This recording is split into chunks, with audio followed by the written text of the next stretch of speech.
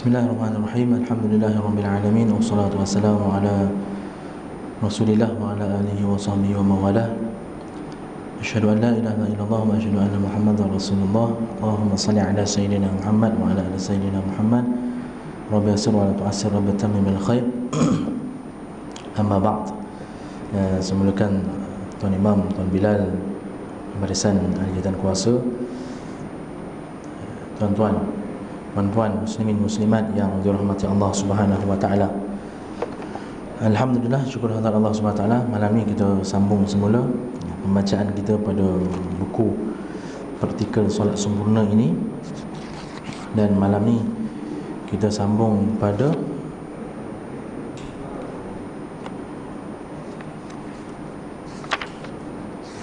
mana tuan-tuan? Itu masalahnya tu kan.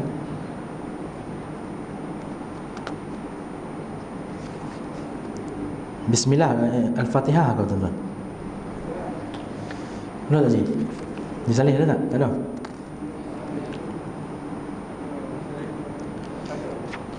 Kalau yang paling bercatat pun tak tahu tuan-tuan, pokok kesal lah tu kan. Ini pun lepas dah cuti tuan-tuan kan.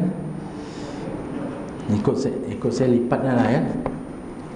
Ikut lipat saya ni tuan-tuan, pada rukun yang keempat, iaitu membaca Fatihah. Terdahulu pada permasalahan yang ke-13, 14, 13, 14, dia beritahu berkaitan dengan syarat, iaitu ataupun rukun kita sembahyang ni, salah satu dia ialah Fatihah. Mesti ada surah Fatihah. Kalau imam tak baca surah Fatihah, kita tak boleh ikut tuan-tuan. Kalau ikut, kita batal. Seperti yang kita dah berbincangkan dalam kitab Qalutam tu kan. Imam tinggal Fatihah, angkat takbir,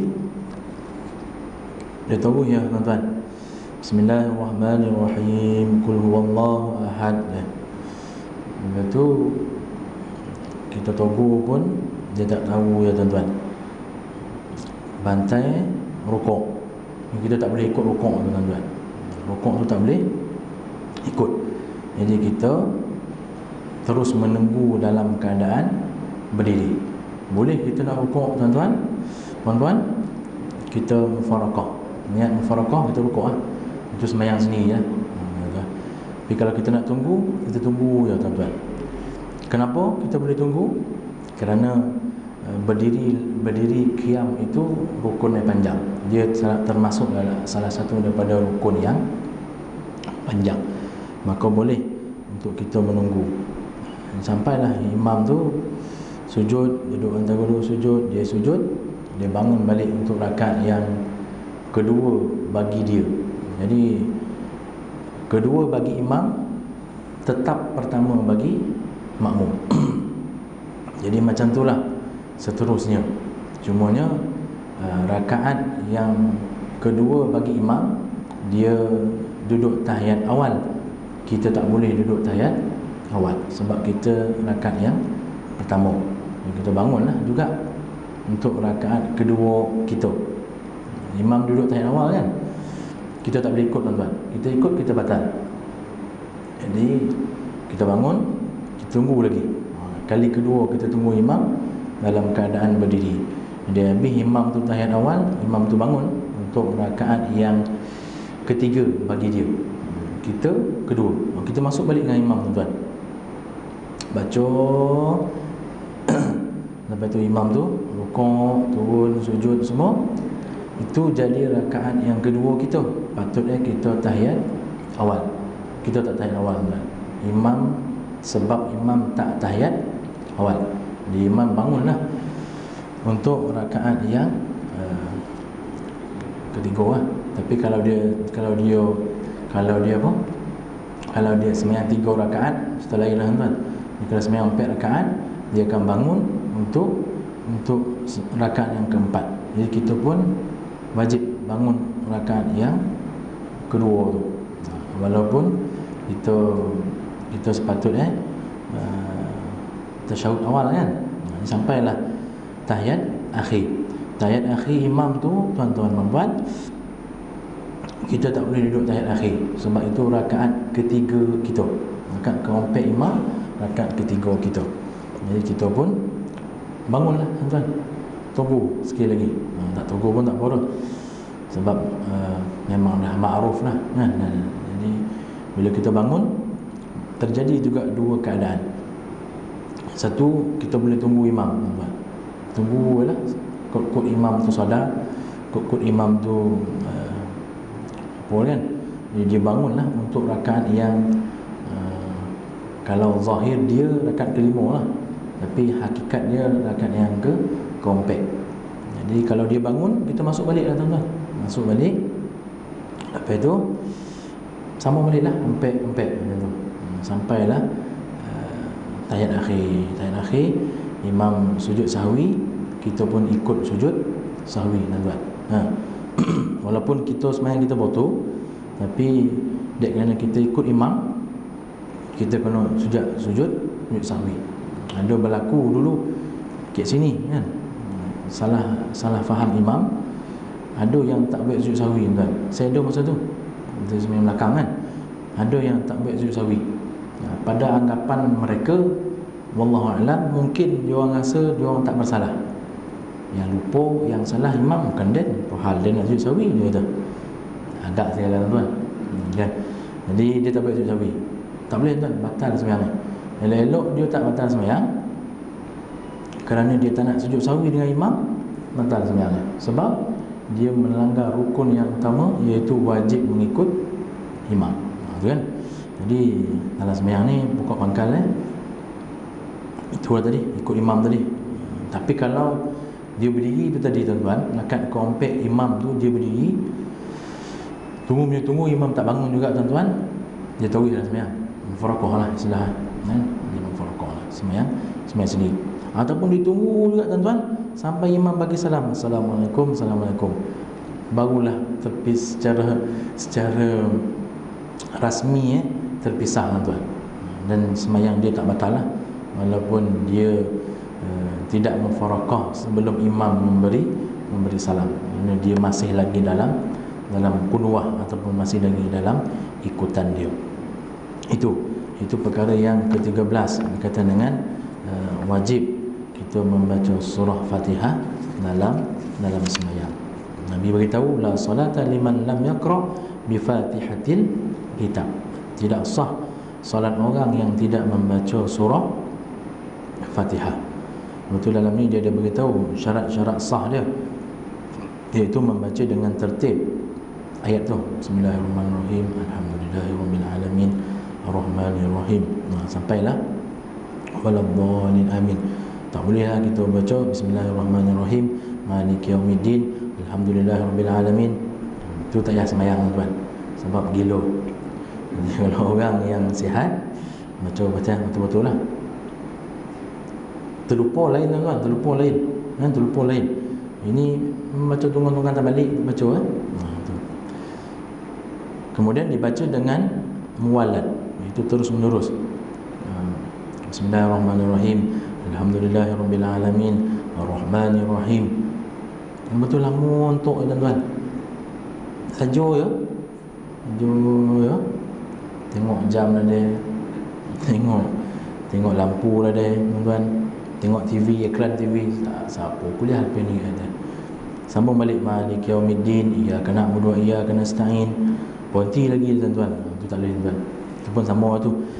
Kalau ada imam macam tu, suruh letak jawatan lah tuan-tuan. Kalau tak juga, tunggu akhir tahunnya pemilihan baru kan, letak jawatan lah. Sama lah tu.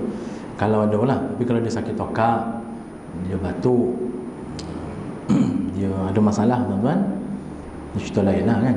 Tiba-tiba suruh hilang, itu cerita lain lah. Ini sesaja tu, tak boleh tuan-tuan, batal sembahyang macam tu.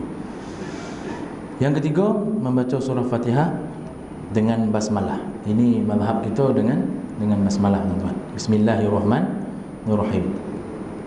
Dan kata penulis dalam surah Fatihah ni kita wajib memelihara tajwid kita, makhraj dan sifat tu kan, selagi yang boleh lah tuan-tuan. Adapun kesalahan-kesalahan lahnu jali yang tidak membatalkan sembahyang, tak menukar makna, dia tak membatalkan sembahyang lah tuan-tuan. Yang keempat, membaca tasydid pada yang ada dalam surah Fatihah. Itu yang ada sabdu Bismillahirrahmanirrahim, Alhamdulillahi Rabbil Maliki Yaumiddin. Jadi dia kata dalam ni ada 9 tuan-tuan, kita tengokkan. Kemudian yang kelima, syarat sah dia tidak berhenti lama ketika membaca surah Fatihah. Memualatlah, mana mualatlah bersambungan. Yang keenam, membaca ayat-ayat surah Fatihah dalam keadaan berdiri bagi yang mampu. Jadi siapa-siapa yang sembahyang atas kursi, seboleh mungkin dia sembahyang berdirilah dulu untuk membaca surah Fatihah. Kalau dah selesai baca surah Fatihah, dia nak duduk untuk rukuk, sujud, okey. Tapi kalau memang tak mampu tuan-tuan, datang ni memang uzur berbona datang ya tuan-tuan, tak apalah, sembahyanglah atas kursi ataupun duduk bawah. Yang ketujuh, sekurang-kurangnya mendengar sendiri bacaan Al-Fatihah yang dibacanya. Itu ada pandangan kata orang sembahyang harus mendengar. Orang yang sembahyang makruh mendengar kan. Orang yang sembahyang, orang yang ketiga dia kata haram mendengar. Adapun dia kata yang paling penting dalam mazhab Syafi'i ialah kita sendiri mendengar bacaan kita. Yang ke-8, kecuali orang pekak lah kan, orang pekak tak dengar. Macam mana dia nak dengar kan? Silap-silap kuat baca Bismillahirrahmanirrahim. Apa pekak tuan? Tak apalah. Macam mana kan? Ataupun orang bisu, memang tak dengar lah. Yang ke-8, membaca ayat-ayat surah Fatihah dan tidak diselang-seli dengan kalimah lain yang bukan sesuatu daripada solat. Bismillahirrahmanirrahim, subhanallah kata tuan-tuan saja tuan-tuan, alhamdulillahirabbil alamin, Allahu akbar, tak boleh tuan. Adapun Rasulullah sallallahu alaihi wasallam pada akhir ayat surah Fatihah disambung dengan satu doa, waladdallin rabbighfirli amin. Itu memang itu sunnah Rasulullah. Bila sebelum nak mentakminkan surah Fatihah, melafazkan lafaz amin, Rasulullah dia lafaz rabbighfirli. Apa maksud rabbighfirli tuan-tuan? Ampunkan dosaku, ampunkan kesalahanku, ya Allah, aku mohon taubat. Macam itulah. Jadi itu perkara yang Rasulullah buat. Yang lain-lain tu tak ada, tak payah buat lah tuan-tuan. Okey, yang ke-9, membaca surah Fatihah dengan niat melaksanakan rukun solat. Yang ke-10, membaca surah Fatihah dengan bahasa Arab. Tak boleh lah kita baca Fatihah dengan bahasa Melayu tuan-tuan. Alhamdulillahirabbil alamin, segala puji bagi Tuhan sekalian alam. Tak boleh tuan. Dia tak pandai macam mana pun, dia kena baca Fatihah dengan bahasa Arab. Itu syarat-syarat sah yang dibawakan oleh penulis berkaitan dengan surah Fatihah. Yang ke-14 tuan-tuan, berhenti pada setiap ayat ketika membaca surah Fatihah. Ini sunat macam ni tuan-tuan. Sunat macam ni. Adapun kalau macam apa, solat tarawih kan, solat tarawih kita ramai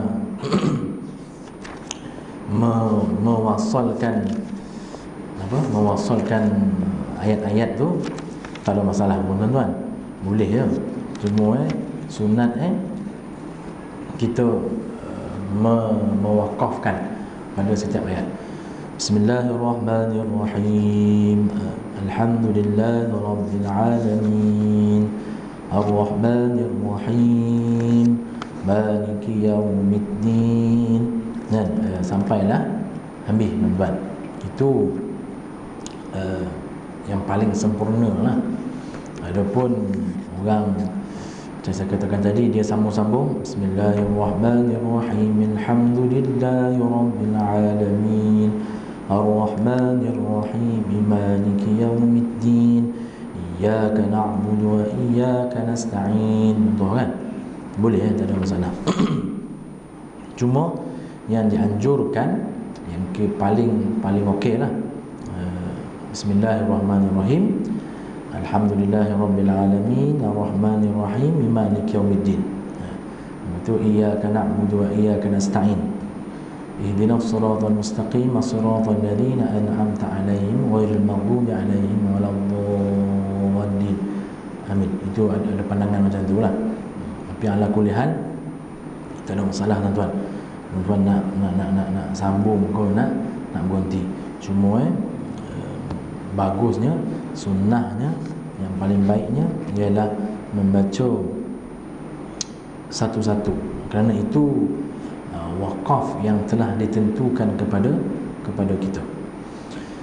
Dia masuk dalam permasalahan yang ke-14 ni, ataupun perkara yang ke-14 ni ialah 9 tempat tasydid dalam surah Fatihah.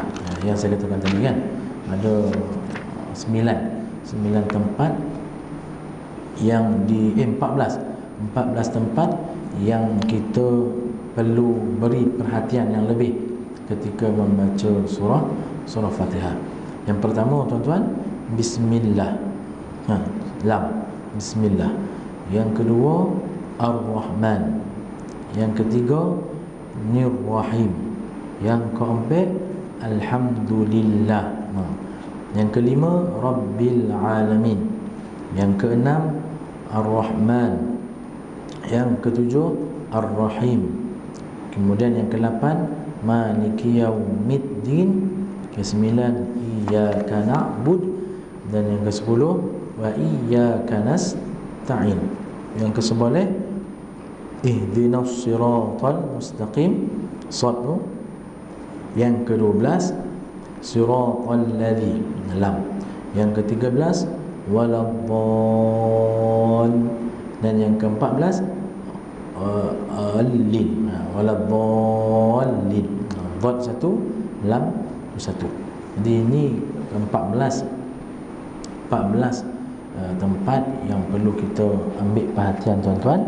Maka kata ulama, diwajibkan bagi setiap Muslim belajar, ataupun dalam arti kata lain tuan-tuan, talaqi musyafahah dengan guru, dengan ustaz, dengan imam, untuk memastikan bacaan kita betul dan sempurna, dan kita keluarkan huruf-huruf itu dengan baik, dan kita bagi dia hak ataupun hak dan mustahaknya, termasuklah pada perkara-perkara tasydid ni. Adapun kalau nak dikatakan terlalu syadid pun tak ya. Waladdallin, tak payah tuan-tuan. Tak payahlah, itu susah mana kan. Dia cukup kita meletakkan sabdu pada huruf tersebut. Boleh tuan? Ya. Itu apa? Tasydid dalam surah Fatihah. Adapun bagi orang yang kurang keupayaan untuk menyempurnakan surah Fatihah ni tuan-tuan, itu cerita lain lah. Cerita lain. Macam saya katakan tadi, yang saya katakan sebelum ni, orang baru masuk Islam, orang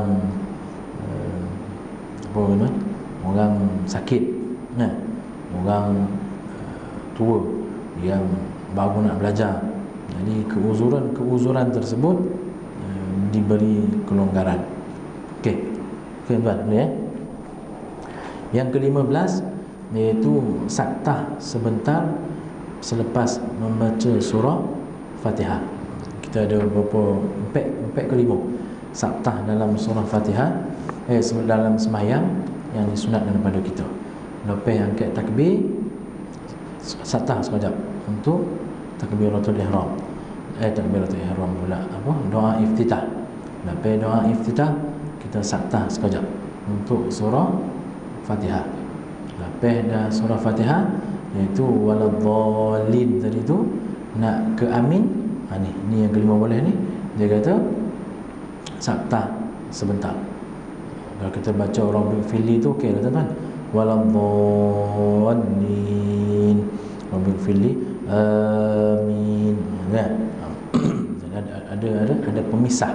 Ada pemisah antara amin dengan surah Fatihah.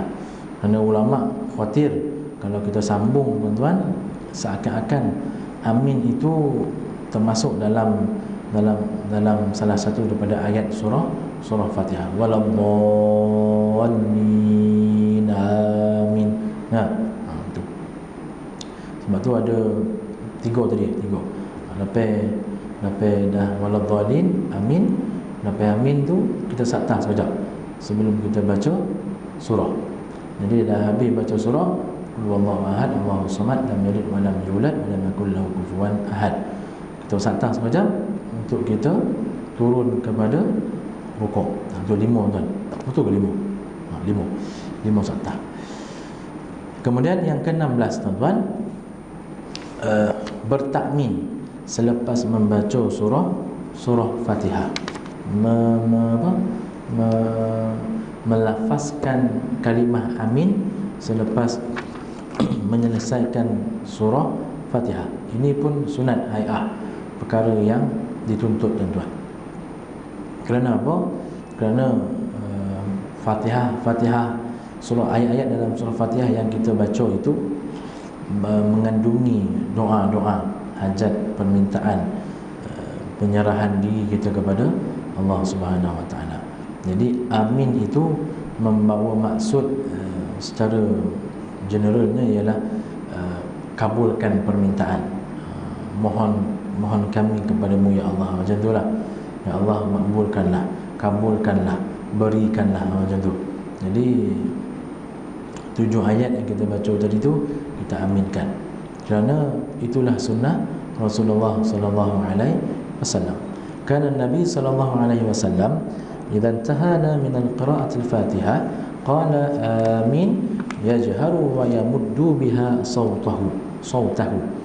Adalah Nabi sallallahu alaihi wasallam ketika selesai daripada pembacaan surah Fatihah, baginda membaca amin, perkenankanlah doa ya Allah, perkenankanlah ya Allah.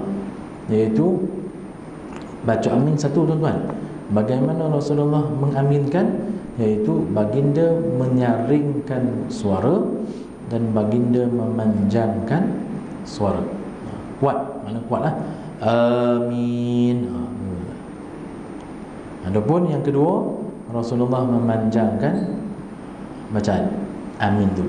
Dalam qaul tam dia sebut kan, mula-mula pendek kan, amin itu. Ataupun yang kedua, amin panjang. Ataupun yang ketiga, amin. Ya tuan-tuan, saya pun lupa lah tuan. Dalam qaul tam tu ada. Habis itulah dia ada beberapa kaedah. Tapi kalau ikut tajwid ya tuan-tuan, tu pendek lah. Kalau ikut tajwid lah, Mula tu tak masuk tajwid pun.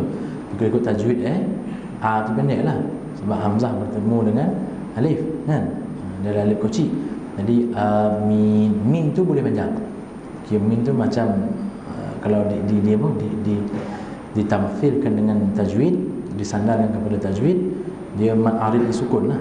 Boleh 2, boleh 4, boleh 6. Dia tak macam tu lah. Mana kata kalau kita nak ukur tu macam tu lah. Amin gitu. Adapun nak pendek boleh ya. Amin boleh tuan. Tak nak keluar suara pun tak apa, diam tuan. Pantai lah kan. tak ada masalah. Tapi Arab kuat amin tuan-tuan. Arab kan, tuan pergi Mekah kuat amin kan? Kita pula terkejut, dia sekolah tu beria dia amin. Sebab Rasulullah ambil kan. Kita malu kuat amin kan? Tak tahulah saya apa sebab malu. Makan potai ke, macam-macam lah, makan durian ke kan. Tak apa tuan-tuan. Ala kulli hal, sunnah Rasulullah menguatkan suara dan memanjangkan suara. Itu sunnah Kan kita tengok isyak kan, kuat ke tak kuat? Kalau tak kuat tuan-tuan memang tak makan saman lah. Tu. Yang ketujuh boleh, hendaklah menyaringkan dan memanjangkan suara ketika macam amin. Dia keluarkan perkara tu pada hadis yang tersebut, iaitu menguatkan dan memanjangkan amin. Dalam ni disebut amin tu berkaitan dengan permintaan daripada Sayyidina Abi Hurairah radhiyallahu anhu, bahawa Rasulullah sallallahu alaihi wasallam, apabila salah seorang daripada kamu mengucapkan amin, para malaikat mengucapkan amin, maka para malaikat yang berada di langit pun mengucapkan amin. Malaikat yang berada di langit pun mengucapkan amin. Mereka saling menyahut antara sama lain, dan barang siapa yang mengucapkan amin, saya akan diamin dosanya yang terdahulu. Penulis bagi tahu, siapa yang mengucapkan amin bersama-sama dengan imam, maka diaminkan juga pada ketika itu oleh para malaikat, dan amin tersebut dikabulkan, ditunaikan oleh Allah Subhanahu wa taala. Tiada seorang muslim pun yang didatangkan perintah menunaikan solat lalu dia memperbaikkan dan dia memperbaikkan wuduknya, khusyuknya dan rukuknya, melainkan semua itu menjadi bagi dosa-dosa sebelumnya selagi mana dia tidak melakukan dosa-dosa besar, dan itulah yang berlaku sepanjang masa.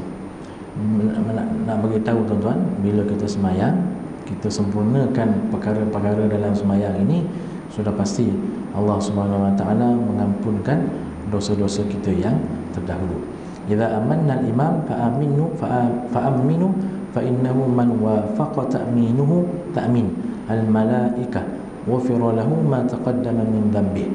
Apabila imam mengucapkan amin, maka kamu bacalah amin. Dan sesiapa yang perbetulan sebutan aminnya dengan amin para malaikat, diampunkan dosanya yang telah lalu.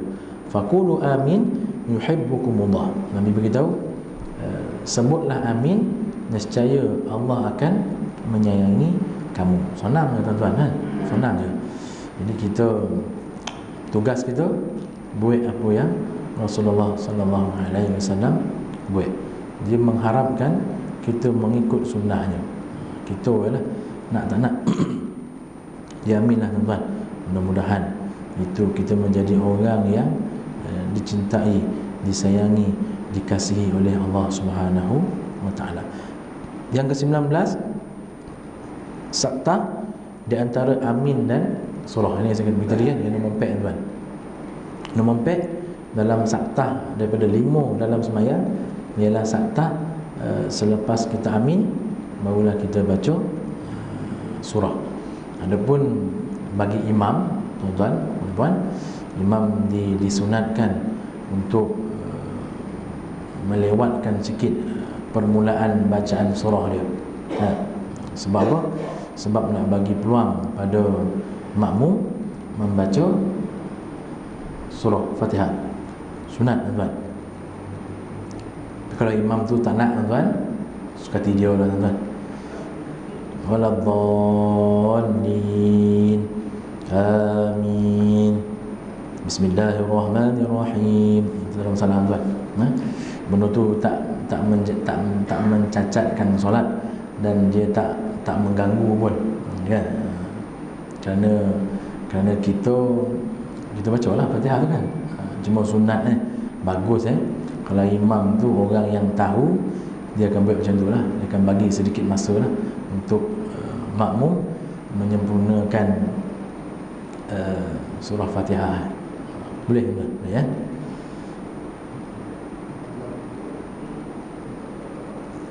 Yang ke-20, meletakkan tangan kanan di atas tangan kiri ketika membaca surah Fatihah dan membaca surah.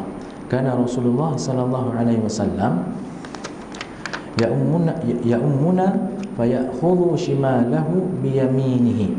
Adalah Rasulullah sallallahu alaihi wasallam pernah mengimamkan kami, lalu baginda memegang tangan kirinya dengan tangan kanannya. Macam saya dah cerita sebelum-sebelum ni kan, itu ada berapa ni tuan-tuan? Ada 1, 2, 3, 4, 5. Ada 5 cara yang dianjurkan penulis berkaitan dengan posisi jari. Saya ulanglah tuan-tuan kan. Saya pasti ramai yang lupa. 1, dia kata 3 jari kan. 3 jari. Yang kedua, 2 jari tuan-tuan. Tuan, 2 jari. Nampak tuan? Boleh kan? Yang ketiga, 1 jari. 1 jari. Yang keempat, genggam seluruh jari. Macam ni ya. Semua macam ni. Macam ni. Yang kelima, menggenggam pertengahan lengan. Tuan-tuan, ni tengah lengan macam ni. Lengan macam ni. Itu.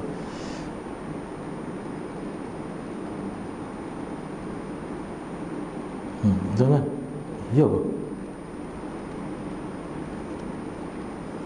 Sekejap tuan. Yang kelima ni sekejap.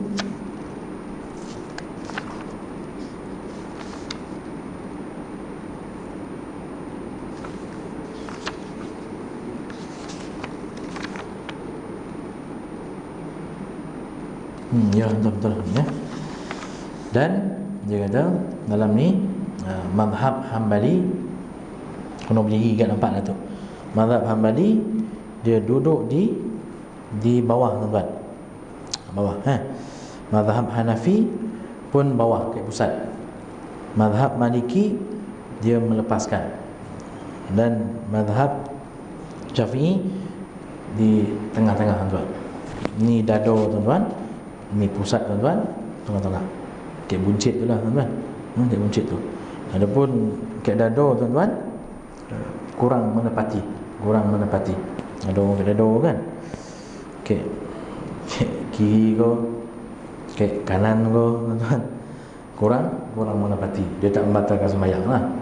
Dia nak buat macam ni apa boleh ya tuan. Dia malik sembahyang kan, dia buat macam ni boleh ya, tak ada masalah lah. Tak membatalkan sembahyang lah. Cuma polik lah tuan-tuan, polik. Nanti orang kata kopi sembahyang kat daripada haid. Orang sembahyang macam mana kata? Elok-elok tak viral masjid ni tuan-tuan. Kan? Walaupun dah selalu viral, lagi viral nanti tu. Asal orang sembahyang macam mana dia kata? Macam apa dia kata? Mazhab baru dia kata. Ataupun orang melapihkan tangan. Boleh tuan, tak ada masalah tu kan. Tuan-tuan pergi Maghribi, Morocco, dia sembahyang lapis tangan. Memang majoriti orang dia sembahyang lapis tangan. Walik kita tengok apa hal ni kan.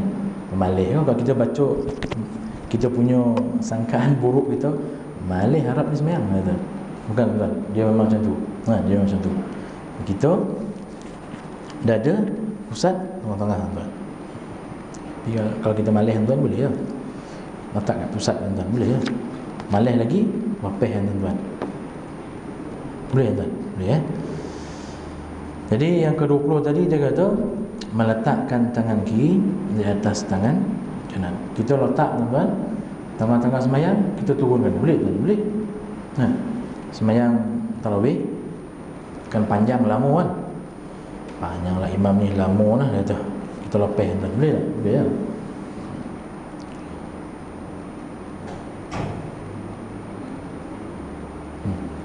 berhenti dulu lah. Nanti kita tangguh dulu. Nanti kita sambung lagi. Ada apa-apa? Ni. Okey ya.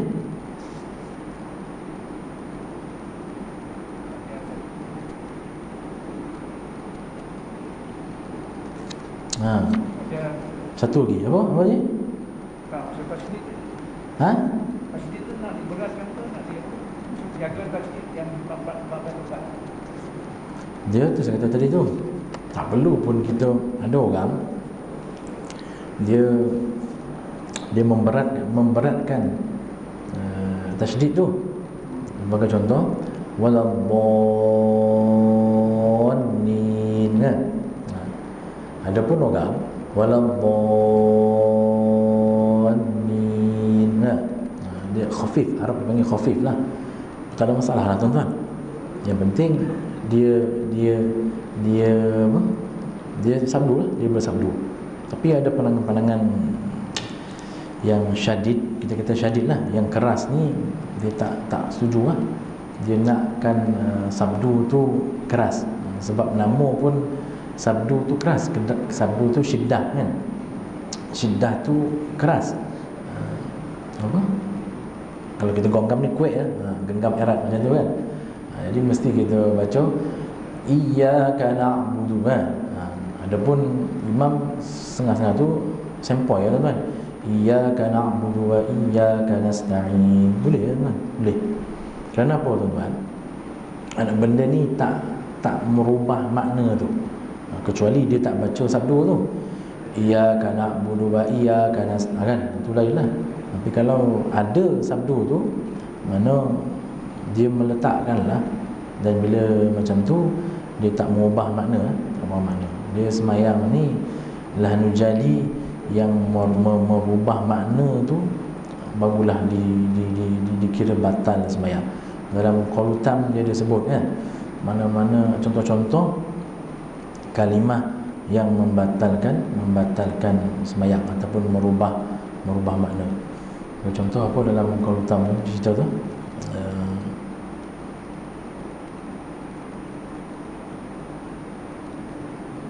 Tuan. Itu pun tak tak ingat aja, nanti sambung lagi. Sebab nak PKPB ni tuan-tuan, kita tangguh dulu lah kan. Ada, tapi memang tak semua tuan-tuan, tak semua kesalahan Fatihah yang lahnu jali membatalkan sembahyang. Itu sampai situ dulu. Saya tak ingat, nanti saya ulang balik. Mana-mana dia ada contoh. Ada lahnu jali yang membatalkan sembahyang, ada lahnu jali yang tak membatalkan sembahyang. Kan? Ada orang beranggapan, ramai beranggapan lahnu jali batal sembahyang. Betul? Lahnu khafi tak batal. Jadi kalau lahnu jali dia tu batal. Tak. Itu kurang tepat. Macam tu tuan-tuan. Ramai kita sembahyang ikut imam tak betul tuan-tuan. Sebab ramai imam yang baca lahnu jali kan. Saya pun sama tuan-tuan. Jadi payah juga. Jadi lahnu jali tu tak semuanya membatalkan sembahyang. Jadi ada ketika yang lahnu jali itu membatalkan sembahyang.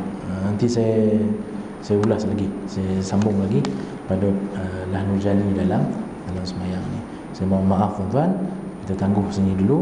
Nanti kita sambung pada permasalahan yang ke-21. Wallahu ta'ala alam. Kita tangguh dengan tasbih kafarah dan suratul asr. Subhanallah wa bihamdihi. Bismillahirrahmanirrahim. Wal 'asri innal insana lafi khusr illa allazina amanu wa 'amilus solihati wa tawassaw bil haqqi wa tawassaw. Assalamualaikum warahmatullahi taala wabarakatuh.